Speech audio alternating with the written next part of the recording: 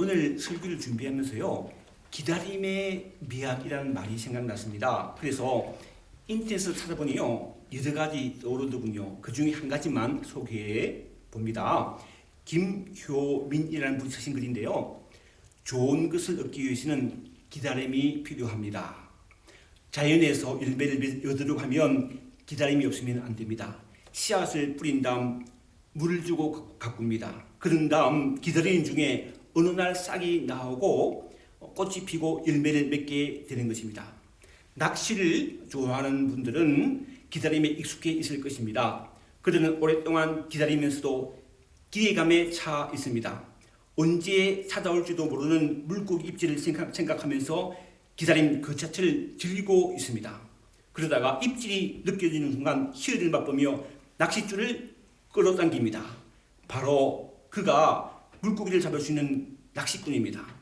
기다림을 싫어하는 사람은 더 이상 꾼도 아니요, 그는 결코 결실을 얻을 수 없습니다.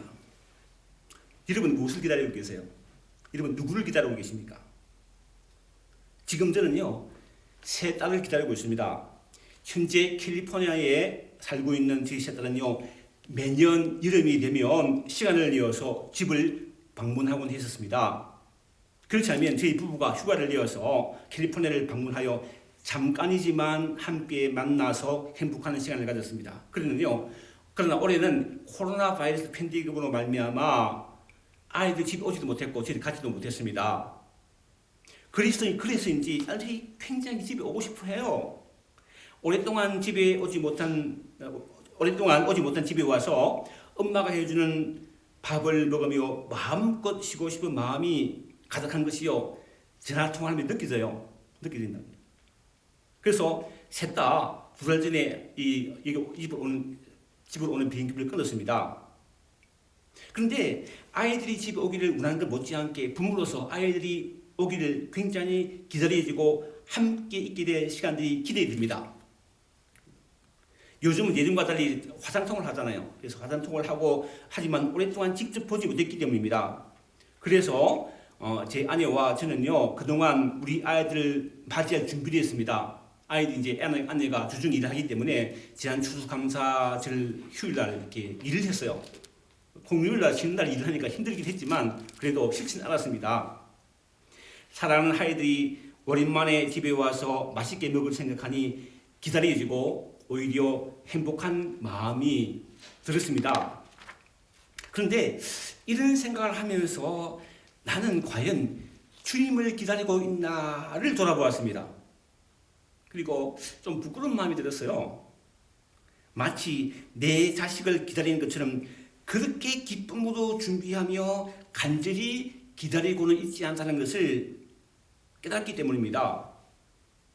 여러분, 우리가 잘 아는 것처럼 예수께서 우리 죄를 위하여 십자가에 죽으셨다가 3일 만에 사망의 권세를 이기시고 부활하신 후 제자들에게 보이시고 다시 하늘로 올리시면서 내가 진실로 속히 오리라 라고 말씀하셨습니다.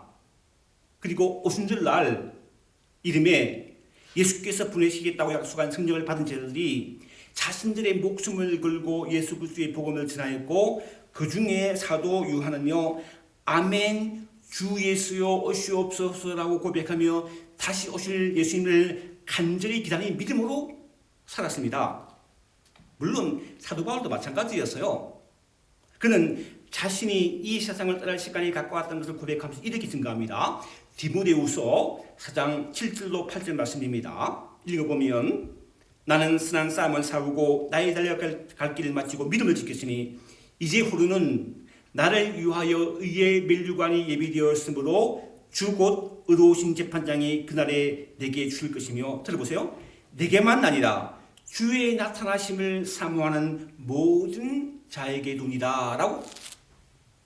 바울은 그의 일생 동안 주를 위해 살았기에 주께서 자신을 위하여 의의 면류관을 준비해 주실 것을 믿었는데, 비단 자신뿐만 아니라 주의 나타나심을 사모하는 모든 자에게라고 말합니다. 여러분 어떠세요? 여러분 주님 오심을 기다리십니까? 우리가 이제 주님의 탄생을 축하하고 예배하는 성탄절을 앞두고 각 가정에 하는 일 중에 하나가 성탄자식이죠. 성탄 장식하는 것이죠. 올해도 하는지 모르겠지만요. 작년에는요, 유복의 한 가정에서 정말 볼만한 성탄 장식과 함께 캐롤송이 저녁 내내 울려지는 것을 보았습니다. 그 소식을 많은 사람 듣고요, 차를 타고 몰러 구경했어요. 앉아서 정말 화려해 좋아요. 유복에 우리 동네에 이런 집이 있다는 게 자랑스러운 줄로 아주 볼만합니다. 근데 문제는요, 그런 성탄 장식이 그저 하나의 문화요 취미 생활의 하나로서 그치는 경우가 대부분이라는 것이죠. 우리가 분명히 해야 할 것은요, 우리를 죄에서 구원하러 오신 예수 그리스도를 믿음으로 기다리는 기다림이 빠진다면 아무리 화려한 성탄 장식이나 볼만한 쇼라고 해도 하나님 앞에서는 아무런 의미가 없다는 것이죠. 그러므로 성탄 주일을 한 주간 앞둔 대강절 셋째 주일에 맞이하면서 우리가 마음에 새겨야 할 진리가 무엇인가를 오늘 본문을 통해서 함께 살펴보며 은혜 받기를 원합니다. 여러분, 우리가 날마다 읽고 묵상하며 순종하기를 원하는 성경은요, 구약 39권, 신약 27권, 총 66권이라는 아주 두꺼운 책입니다. 아주 다양한 삶과 이야기를 담고 있는 두꺼운 책이 지나고는 핵심은요, 간단하죠. 하나님의 아들로 이 땅에 오신 예수가 우리의 구원자라는 것입니다. 구약 39권은 이 땅에 오실 메시아인 예수 그리스도를 증거하고, 신약 성경 27권은 이 땅에 오신 기름 부은 메시아인 예수 그리스도를 증거합니다. 약 1400년에 걸쳐서 기록된 구약 성경은 이 땅에 메시아로 오신 예수가 어떠한 분인가는 예언이 직접적으로는 352회, 간접적으로는 420회가 나타나 있습니다. 그런데 구약 성경 중에서도 오늘 우리가 읽은 이사야서는요, 오실 메시아에 관한 예언이 가장 풍부하게 기록되어서 많은 사람들이 이사야서를 구약의 복음서라고 부르기도 합니다. 그러므로 오늘 본문을 살펴보기 전에 이사야서 배경에 대해서 먼저 살펴보기를 원하는데요. 이사야서는 유아는 구원이시라는 뜻을 가진 이사야 선지자가 BC 739년부터 630년 중경까지 약 60년간 하나님으로부터 받은 말씀, 메시지를 기록한 책입니다. 이사야가 이 책을 기록한 첫 번째 목적은요, 자신의 이름과 같이 구원이란 오직 하나님의 은혜로 말미암다는 것을 유다 백성에게 가르치기 위한 것이었습니다. 왜냐하면 그 당시에는요, 유다는 하나님을 떠나 살았고 하나님을 섬기는 것이 아니라 우상을 섬기는 말미암아 정치, 경제, 사회가 부패하여 국군이 나라가 완전히 기울기 때문입니다. 그들의 고통스러운 현실을요, 이사야서 1장 4절에 이렇게 말합니다. 슬프다, 범죄한 나라여, 허물진 백성이요, 행악의 종자요, 행위가 부패한 자식이로다. 그들이 여호와를 버리며 이스라엘의 거룩한 일을 만홀히 여겨 멀리하고 물러갔도다. 그 결과가요, 7절 9절에 나오는데요, 너희 땅은 황폐하였고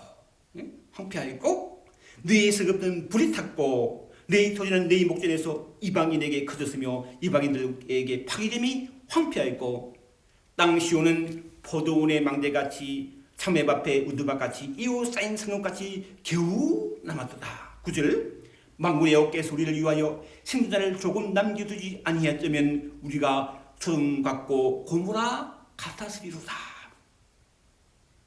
제가 지난 주일 설교 중에 미국에는 굶는 사람이 거의 없을 것이라고 말씀드렸는데요. 코로나 바이러스 확진자가 22만 5,572명, 사망자가 2,923명을 기록한 지난 10일 목요일 TV MBC 뉴스를 보니요, 요즘 마켓에서 먹을 음식을 훔치는 사람들이 많이 늘어났대요. 그래서 마켓에서 너무 많으니까 경비원을 많이 세웠다 그러더라고요. 그 보도 중에 어떤 애기 엄마는요, 자신이 애기를 봐주는 유아원이 프리스쿨이 문을 닫아가지고요, 직장을 그만두었대요. 자발적으로 직장을 그만두면 준이 시급수당을 받지 못해서 먹을 음식을 없애서 마켓에서 훔쳤다 그러더라고요. 그랬다는 거예요. 그 소식이 안타까운 마음이 들어서 그럴 수 있겠다는 그럴 경우가 있겠다 생각했어요.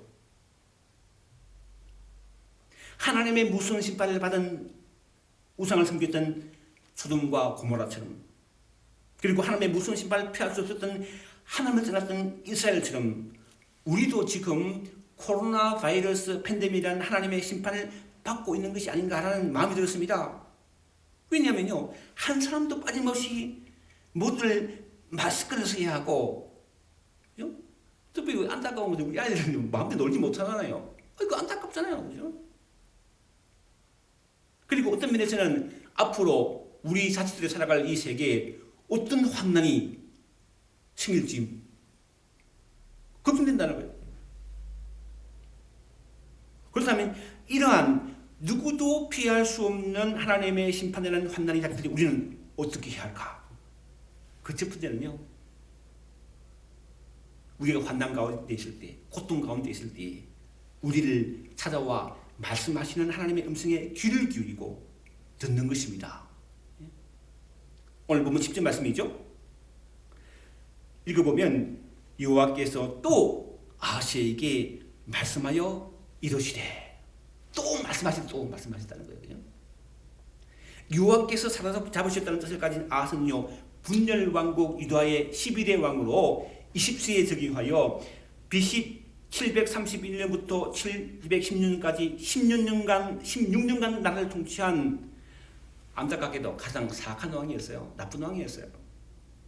이 시기는요, 가나안 북방에 있는 아수르가 신행 강력으로 세력을 확장해 오던 시기였는데, 아수르와 적대 관계에 있던 아람의 르신 왕은 북이스라엘의 베가 왕과 동맹을 맺어서 유다의 아하스 왕을 견제하며 그 나라를 치료했습니다. 그러니 유다의 아하스 왕은 입장에서는요, 두를 수밖에 없었습니다. 쉽게 설명하자면, 예를 들면 우리나라 같은 경우에 중국이 북한과 손을 잡고 남한과 우리 한국을 치료했다는 거예요. 그럼 겁나죠. 당연히 겁나죠. 두렵죠. 바로 이러한 두려움에 빠진 유다의 아하스 왕을 위하여 하나님은요, 이사야 선지자를 통해서 이렇게 말씀하십니다. 이렇게 말씀하셨어요. 7장 3절로 4절 말씀인데요.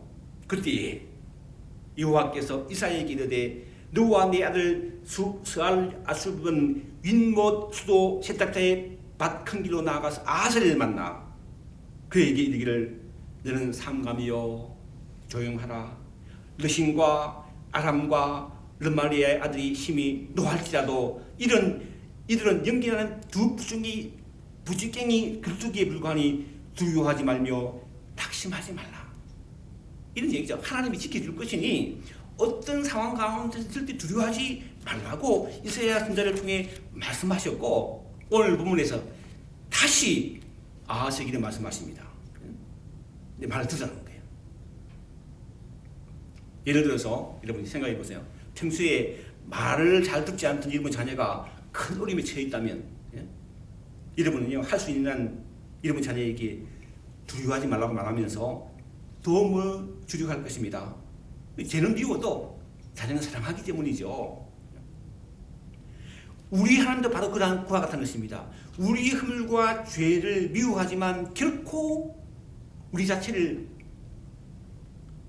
미워하지 않으십니다. 누가복음 15장에 나오는 집을 나간 둘째 아들이 돌아오기를 간절히 기다리는 아버지처럼 하나님은요, 우리가 돌아오기를 기다리신다는 거예요. 왜? 우리를 사랑하시기 때문입니다. 그 놀라운 사랑을요, 요한복음 3장 16절에 말하죠. 하나님이 세상을 처럼 사랑하사 독생자를 주시니 이는 저를 믿는 자보다 멸망치 않고 영생을 얻게 하려 하십니다. 이처럼 놀라운 사랑으로 우리를 사랑하신 하나님께서 위기에 처한 유다 왕 아하스에게 이사야 선지자를 통해 징조를 구하라고 말씀하십니다. 11절 말씀이죠. 읽어보면요, 너는 네 하나님 여호와께 한 징조를 구하되 깊은 데에서든지 높은 데에서든지 구하라 하시니, 이게 징조란 말은요, 영성인 사인이라고 말하는데, 현대인의 성경으로 읽어보면요, 11절 읽어보면, 만일 네가 내 말을 확인하고 싶으면 표적을 구하라. 하늘에 있는 것이나 땅에 있는 것이나 무엇이든지 좋다. 이렇게. 아하스 왕을 이어서 13대 유다 왕이 된 히스기야는요 25세의 왕이 되어서 아버지와는 달리 요한은 보시기에 정직히 행하고 성전을 정결하게 하고 유월절을 지키며 우상을 지키는 종교 개혁을 단행하고 아수르의 침공을요 두렵지만 하나님께 기도함으로 이겨냈어요. 그런 그가 39세에 병들어 죽게 되었을 때 그런 요한에게 나아가 통곡하며 눈물 흘리며 기도합니다. 병을 고쳐주기를요. 그러한 히스기야의 눈물의 기도를 보신 여호와께서 그에게 15년의 생명을 더하시고 그가 왕으로 있는 동안 예루살렘 성을 지켜주기를 약속하십니다. 그리고 하나님의 놀라운 이러한 약속이 반드시 이루어 주실 것이라고 하며 한 가지 징조를 주시는데 그것은요 아하스의 히스기야가 나 같은 히스기야가 그림자가 10도 물러가는 거예요. 이 시기가 앞으로 나간 것이 뒤로 물러간 거예요. 실제 그렇게 되었습니다. 이런 징조를 받은 히스기야 왕은요 확신이 가득 찼을 것입니다. 분명하니까. 이처럼 확신을 줄 수 있는 징조를 구하라고 여호와께서 아하스에게 말했지만 아하스는요 의외로 이렇게 대답합니다. 12절 말씀이죠. 아하스가 이르되 나는 구하지 아니하겠나이다. 나는 여호와를 시험하지 아니하겠나이다 한지라. 아하스 왕이 하나님께서 지켜줄 것을 확신했기 때문에 징조를 구한 것이 아니었습니다. 그는 하나님 앞에 믿음이 있는 것처럼 마치 하나님을 신뢰하지 않는 것을 말하면서 사실은요 신령 강대국 아수르를 의지하여 아람과 북이스라엘 동맹의 공격을 이겨낼 준비를 하고 있기 때문입니다. 왜냐하면요 보이지 아니하는 하나님의 도움을 기대하는 것보다 눈에 보이는 강대국 아수르를 의지하는 것이 훨씬 분명하고 확실하고 안전해 보였기 때문입니다. 그리고 그 자신의 판단대로 그는 아수를 의지하여 아람과 북이스라엘의 동맹을 물리치지만 더 많은 세월이 흐른 뒤에는요 오히려 강대국 아수르의 지배를 받는 화를 자초하게 됩니다. 우리도 사실은요 아하스 왕같이 예수 믿고 하나님을 섬긴다 말은 하면서도 실제로는요 세상의 권세나 힘이나 돈을 의지하려고 하는 제약된 속성이 다 있습니다. 다 있다는 거예요. 이러한 아하스에게 이사야 선지자는 이렇게 책망합니다. 우리들 향한 책망이기도 하죠. 13절 말씀 보시면요 이사야가 이르되 다윗의 집이여 원하건대 들을지어다. 네가 사람을 괴롭히고서 그것을 작은 일로 여겨 또 나의 하나님을 괴롭히느냐. 아하스는요 왕으로서 백성을 위한 바른 정치를 하지 않으면서 동시에 하나님의 말씀에 순종하지 않는 불신앙으로 하나님의 마음을 아프게 하였다는 것입니다. 원하기는요 우리 중에 앞으로 사람을 괴롭게 하거나 하나님의 마음을 아프게 하는 이런 불신앙이 엮이길 바랍니다. 그런 우리들이 꼭 들어야 메시지가 이어집니다. 이사야 선지자는 고난받는 이스라엘을 사랑하셔서 그를 반드시 구원하시겠다는 하나님의 메시지를 이렇게 증가합니다. 우리가 오늘 믿음으로 받아야 할 하나님께 주시는 구원의 메시지죠. 14절 말씀입니다. 읽어보면요 그러므로 주께서 친히 징조를 너에게 주실 것이라. 보라 처녀가 잉태하여 아들 낳을 것이요 그의 이름을 임마누엘이라 하리라. 여기서 임마누엘이라는 말은요 하나님이 우리와 함께 계시다는 뜻인데 처녀가 잉태하여 아들 낳을 것이요 그 이름을 임마누엘이라 하리라. 하나님이 우리와 함께 계시다라고 하는 이사야 신자의 예언을 성취학자들은요 두 가지 면에서 해석합니다. 역사적인 상황 속에서 다윗의 자손 중에서 어려움에 처한 이스라엘을 구원할 왕이 태어날 것이라는 것과 더불어서 동정녀 마리아에게서 자기 백성을 그들의 주에서 구원하실 자인 우리가 믿는 하나님의 아들 예수 그리스도가 태어날 것이라는 의미라는 것이죠. 이러한 이사야 선지자의 예언대로 2000년 전 베들레헴에 살고 있던 마리아와 중혼한 사람인 요셉에게 주의사자가 나타나 이렇게 말했습니다. 마태복음 1장 20절 21절 말씀이죠. 들어보세요. 다윗의 자손 요셉아, 내 아내 마리아를 데려오기를 무서워하지 말라. 그에게 잉태된 자는 성령으로 된 것이다. 아들 낳으리니 이름을 예수로 하라. 그가 자기 백성을 그들의 죄에서 구원할 자이십니다 하니라. 여러분, 우리는 지금은요 코로나 바이러스 팬데믹이라는 무서운 환난을 통과하고 있습니다. 이럴 때 우리가 반드시 해야 될 일 중에 하나는요, 다른 사람을 만날 때 서로를 위해서 마스크를 쓰는 것이죠. 그죠? 눈에 보이지 않는 바이러스가 언제 누구를 통해서 지낼지 모르기 때문이죠. 서로를 위해서 그래요. 저는 이처럼 모든 사람들이 마스크를 쓰고 다니는 것을 보면서, 예배들도 마스크를 쓰잖아요. 보면서 우리가 참으로 영원히 조심하고 경계할 것은요, 죄라는 것을 내 생각합니다. 죄. 왜냐하면 사도 바울은 로마서 3장 23절에서 모든 사람이 죄를 범하였으니 하나님의 영광에 이르지 못하게 된 거죠. 바이러스는 그럴 수 있고 안 그럴 수 있지만 이 죄는요 모든 사람이 이르다는 거예요. 또 로마서 6장 23절에서 죄의 삭은 사망이라고 했기 때문입니다. 여러분, 코로나 바이러스보다 더 무서운 건 죄예요. 죄.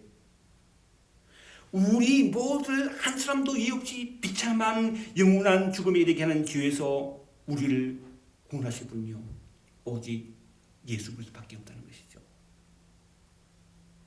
다음 주일은 우리를 영원한 죽음에 이르게 하는 무서운 죄에서 우리를 구원하실 하나님의 아들 예수께서 이 땅에 오신 것을 기념하는 주일입니다. 성탄주일입니다.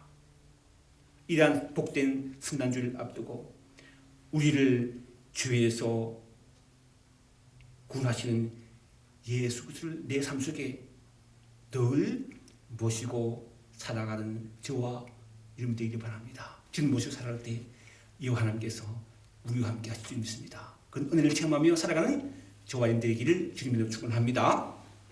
우리를 죄에서 구원하신 예수를 믿음으로 하나님이 우리와 함께 하신 은혜를 체험하며 살아가는 일을 될수록 축복해 주옵소서. 예수님의 이름으로 기도합나이다.